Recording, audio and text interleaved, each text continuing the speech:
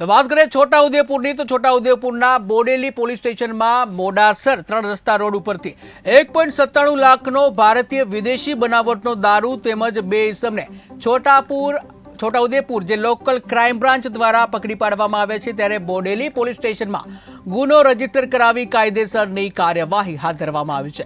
ત્યારે છોટાઉદેપુરના મોડાસર પાસેથી દારૂ ઝડપી પાડવામાં આવે છે।